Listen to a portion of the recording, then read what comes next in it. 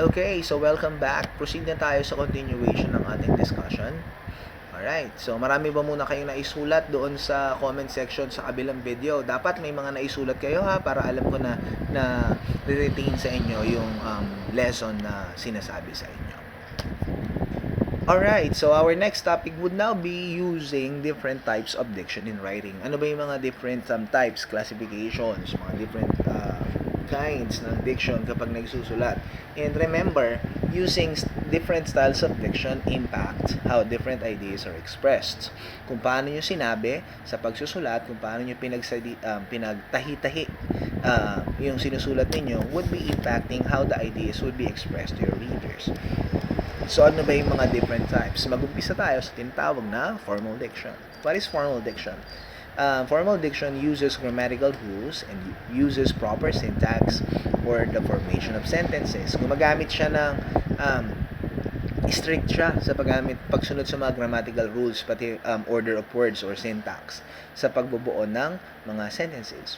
It is considered a professional choice of words which can be found in legal documents like business correspondences and academic articles. Formal siya. Kaya nga formal diction using professional choice of words. Siguro medyo malabo yan. Kumuha ako ng another definition. The other one was from the DepEd. This one is now from online. So what is formal diction? According to that, formal diction should be employed when you wish to maintain a professional demeanor while keeping the situation impersonal. So parang you step back from the writing and it's not like coming from your own idea, but it's coming from a certain position of authority. And when using formal diction, always remember to use proper grammar and speak in the third person whenever possible. You do not say, for example, when using formal diction, you should always remember to use proper grammar and you must speak in the third person. Hindi ganyan. Gagamit kayo ng third person just like how this is written. Alright, hindi mo rin sasabihin na when I am using formal diction, I always remember to use proper grammar and I speak in the third person whenever possible.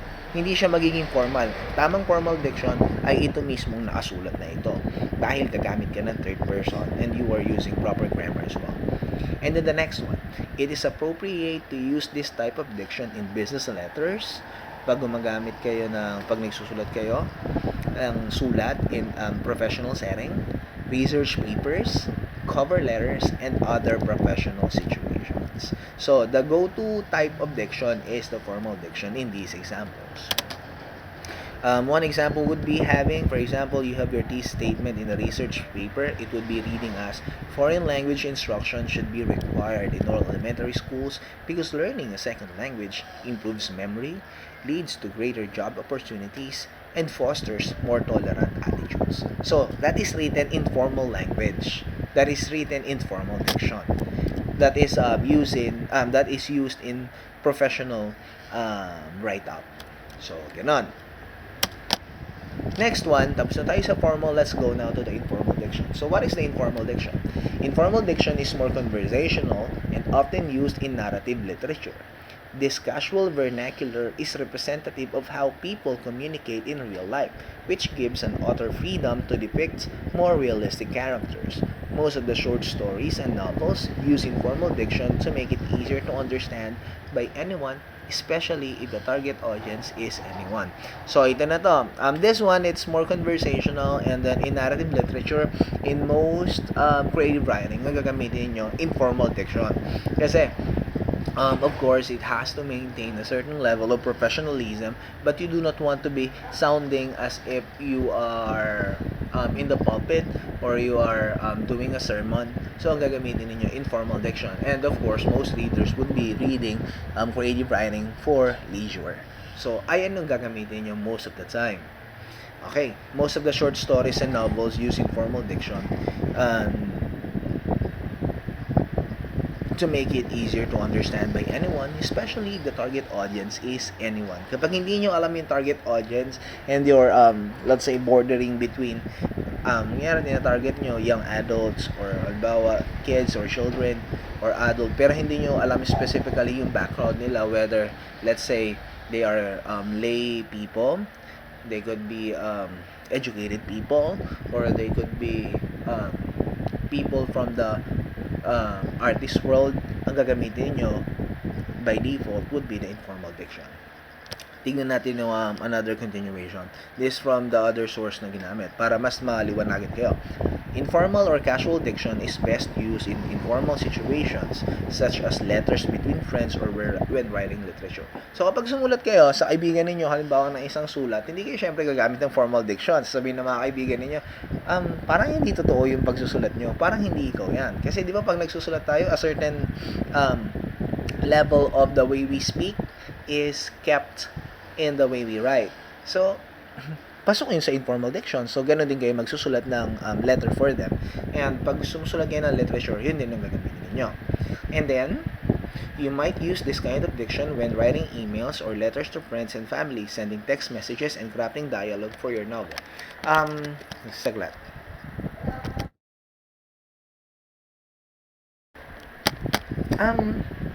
Ganon din, kagaya ng sinabi kanina. And basically, pag halimbawa, gumagawa kayo ng dialogue, kunyari, Arthur said, ayaw na kitang makita, parang ganon. Pero kung paano nagsasalita kayo in normal conversation, yun ang gagamitin ninyo in informal diction. But of course, you will be using proper grammar, ha? It's not saying that you will not be observing proper grammar. Of course, whenever you are writing, that is a must.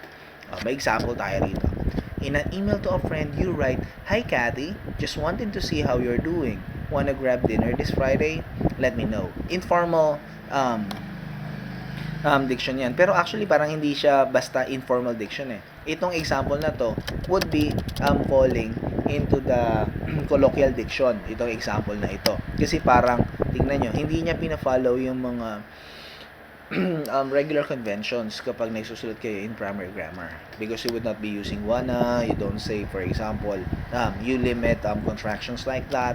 It's more on colloquial diction, pero just to clarify, parang pinakita siya as an informal type of writing. Siguro medyo nalilito pa kayo, pero this is an example of a formal versus informal diction. So, sa mga ito, ano ang formal at ano ang informal? Ito lang ang isipin nyo, ha? Ito lang ang isipin nyo. Which of the following is formal and informal? The man spoke to his father in a low voice so others could not hear. And then the other one, the guy told his dad secrets. So, yung formal, yung una, at yung informal, yung pangalawa. Tingnan nyo, ha? Yung ginamit kasi yung guy. Siyempre, hindi mo gagamitin yung salitang guy in formal conversations. Diba? Hindi mo rin gagamitin told his dad secrets. Sinabi sa daddy niya yung mga sikreto. Ito, parang ginawang formal, the man spoke to his father in a low voice so others could not hear. Hindi siya directly sinabing sikreto, but it said that it's in a low voice so others could not hear. And then, napansin nyo pa ba with the lengths of the sentences? Mas mahaba yung una, that is informal type of writing, and then the other one is shorter, which is informal diction. Wala naman tayong nakakausap na, kumbaga parang, ako ay nagpunta kanina doon sa paaralan at nung may bakanting oras, ako ay kumain. You don't say it like that. Whenever you're, may kausap ka sa regular conversation, you would be saying, punta ako kanina sa school, tapos, kumain ako ron. Versus yung kanina isang example ko. Alright, next. Ito. Ano yung formal diction? Ano yung informal? Yung una ba o pangalawa? Yung una, would you care to explain the reasoning behind your decision to leave the gathering early? Yung pangalawa naman, why did you leave the party so soon? So, ano yung formal? Alam nyo na yan, ha? Yung formal, yung una, yung informal, yung pangalawa. Right? Next. Hindi ko kasi natanggal to eh. Hindi ko nalagyan animation ng mga sagot, kaya nakikita nyo tuloy. Pero ito na lang titignan natin, ha? Ano yung formal, yung una, yung pangalawa? At bakit? Tingnan nyo, ha? Yung una, if she doesn't stop yelling, she'll lose all her friends. The other one, her terrible temper won't endear her to Mary if she refuses to control her outbursts. Ayan. Yung formal, yung pangalawa, longer siya. And then, minimal lang yung use ng contraction. And then, instead of saying, yelling, doesn't stop yelling, sinabi terrible temper ang mas better expression na ginamit. She lose all her friends. Mawawala ang kanyang mga kaibigan. Pero ito, another idea. She won't endear. Parang hindi sinabing she will lose her chance to many. To many pala to marry. Ba't mo sinabi yun? Okay. She lose all her friends. Ito, sinabi naman, instead of saying directly na mawawala yung mga kanyang mga kaibigan, sinabi, hindi niya ma-endear, hindi niya ma-attract yung hindi siya maging attractive sa maraming tao kapag hindi niya kinontrol yung outburst niya, yung pag-stop ng yelling. So, tignan nyo kung paano ginawa. Siguro magandang picture niya yan para mare-review nyo yung paraan ng pagsusulat using formal versus informal diction. Ito kasi yung una parang directly sinabi niya na kung ano yung concern niya. Yung pangalawa parang kumbaga break it to me gently yung labas Okay. Next.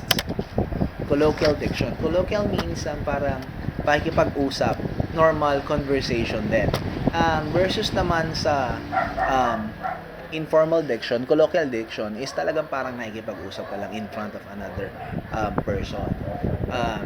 May mga pagkakataon na hindi nasusunod yung mga variations ng mga standard English, just like the example here that's using ain't, kasi 'di ba I ain't, I am not, 'di ba? Parang instead of saying I'm not, ginamit yung ain't.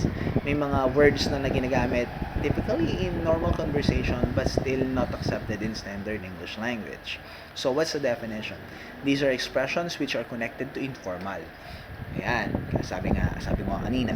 It is generally representing a particular region or place or era or period. Itong colloquial diction, syempre, kung paano ba nagsasalita ang mga tao at a certain lugar sa certain na panahon, era, or period. Contractions in English language, such as ain't, instead of isn't, or am not, is an example of colloquial expressions. The use of colloquialisms make the writing more realistic. Well, depende. Kunyari, magsusulat kayo, halimbawa, ito ay panahon, halimbawa, nung mga Pilipino, nung mga Kastila. Of course, whenever you are writing, gagamitin mo pa rin, pag gumamit kayo ng dialogue, ang gagamitin mong paraan ng pagdadialogue is the way, colloquially, is the way how people during that time speak. Kapag kunyari, magsusulat kayo halimbawa ng mga galing sa Batangas, they also have certain expressions, certain way of speaking, na kapag sinulat ninyo in writing, must mirror kung paano sila magsulat. And diyan papasok yung tinatawag na colloquial diction. So, tingnan natin. On the opposite end of the formality spectrum is colloquial diction. Colloquial language is highly informal and may include regional expressions and spellings that reflects dialect and non-standard pronunciations. For example, you would say, she was hotter than a hen on a July Sunday. Southern colloquialism. Yan sa Southern US. Parang, syempre, may mga idea rin dyan na hindi naiintindihan ng hindi galing sa mga, hindi siya Southerner. Yon.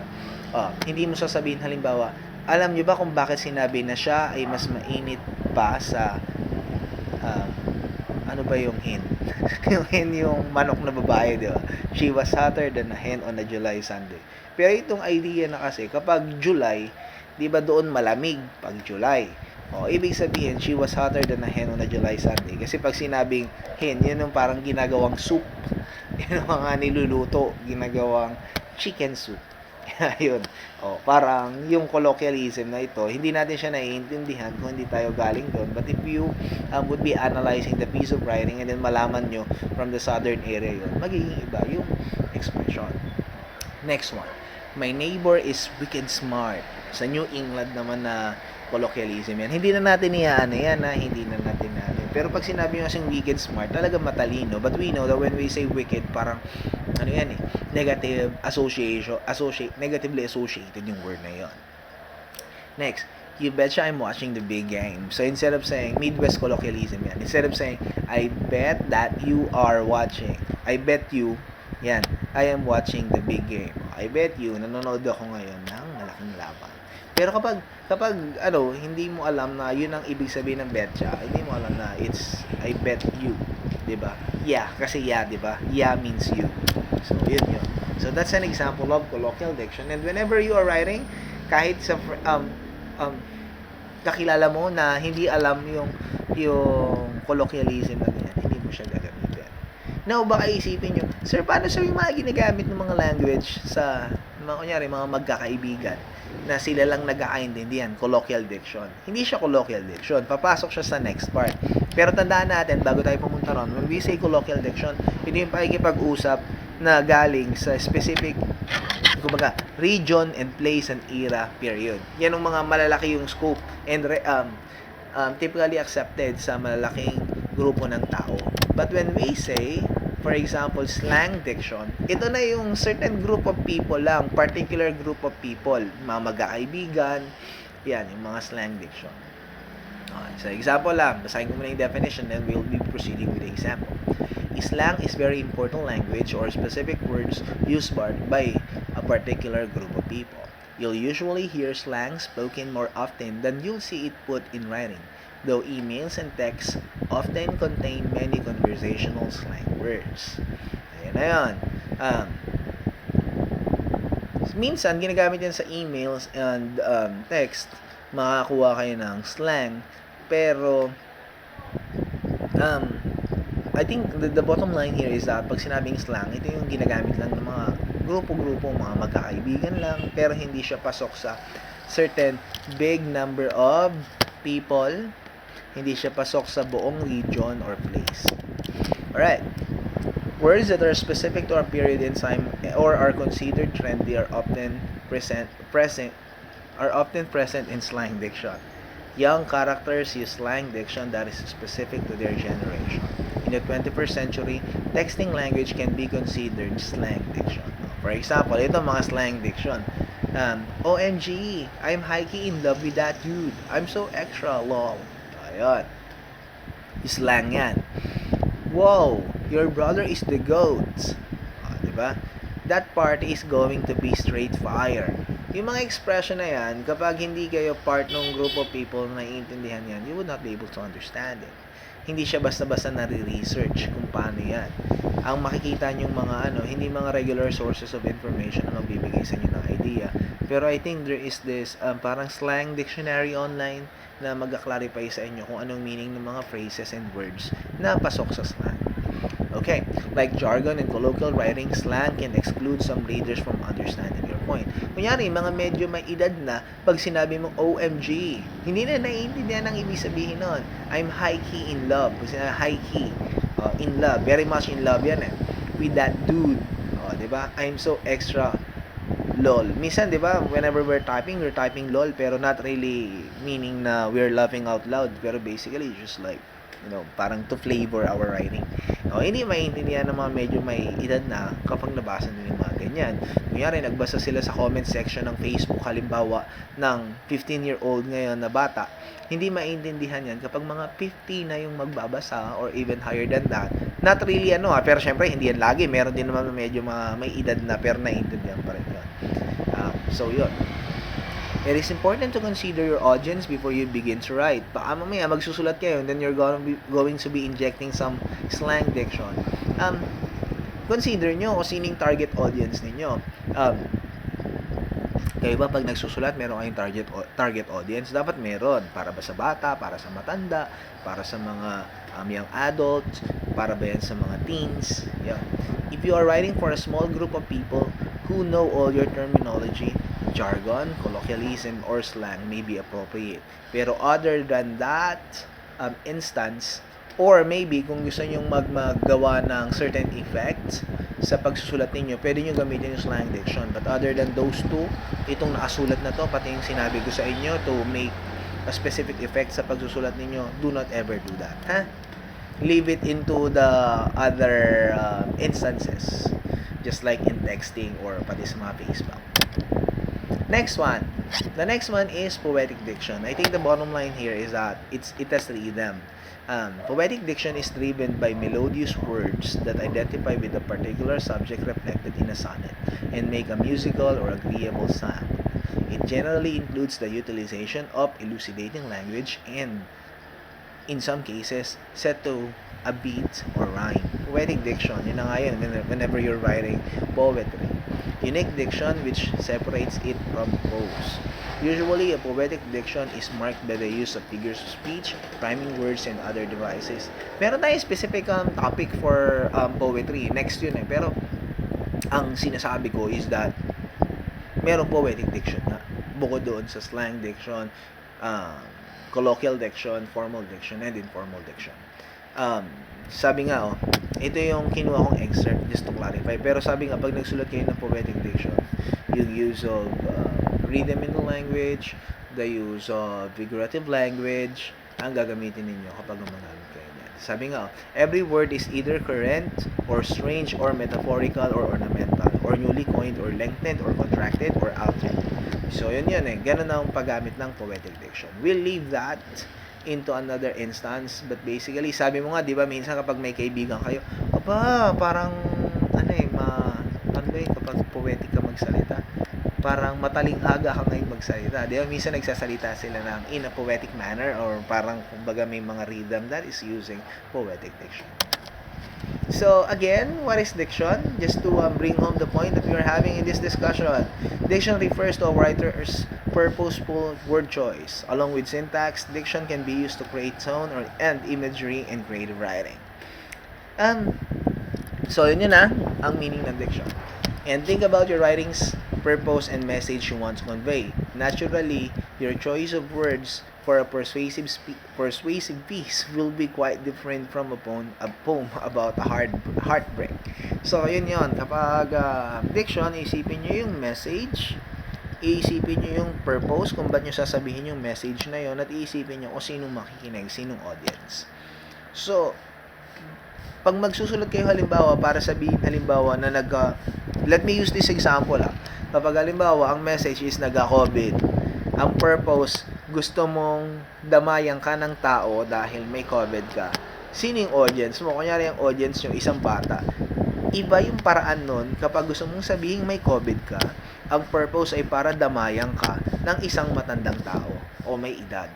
Iba rin yun kapag halimbawa merong COVID ka, ang purpose mo ay para humingi ka ng financial assistance, o kaya ang purpose mo ay para malungkot yung kausap mo.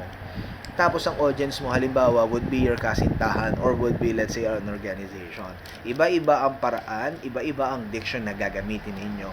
And kailangan careful kayo in selecting the right words and expression whenever you are using that. Do you want your readers to be moved, convinced, entertained, frightened, reminded of their childhoods? You can elicit any of these reactions from an audience if you choose the right diction, if you choose the right words. So, yun. At gagamitin nyo rin yung certain level of language, di ba? Certain type of language, kung formal ba ang gagamitin mo, informal ba, kung gagamit kayo ng colloquial language, kung gagamit kayo ng poetic language, or gagamit kayo ng slang language. So, dahil natutunan nyo na yan at kanina ay meron na rin kayong takeaway, siguro magandang gawin ninyo every video, sulat nyo yung takeaway ninyo. Personal nyo na lang to. Takeaway from the lesson. Anong mga natutunan ko during this lesson? And dahil gusto kong bitbitin tong natutunan ninyo sa activity ninyo, di ba meron kayong journal 1 and 2? Ang nirevise natin, last revision is in the activity number 2. This is now the continuation. Lagay nyo activity 3, improve your draft now. Again, and then you have to employ diction in the revision process. Baguhin nyo ngayon yung certain expression ninyo doon, certain words na ginamit ninyo to make it more colorful, to make it more evocative, depende sa natutunan nyo sa lesson na ito. And then underline din yung mga revised words. So, kailangan nakasulat yun doon magkasunod yun. Activity 1, sinundan na ng 2, sinundan na activity 3. So, right now, you're revising your word, you are modifying it based on your learning in terms of the topic diction. So, happy writing, and I'll give you 2 days to finish this, pero kailangan gandahan ninyo ang gawa ninyo. Alright, so again, dito na lang sa comment section, type nyo na lang yun kumbaga, you watch and the reaction kung ano yung mga gusto nyo part ng video na ito. Maraming salamat, and God bless to everyone. Bye-bye.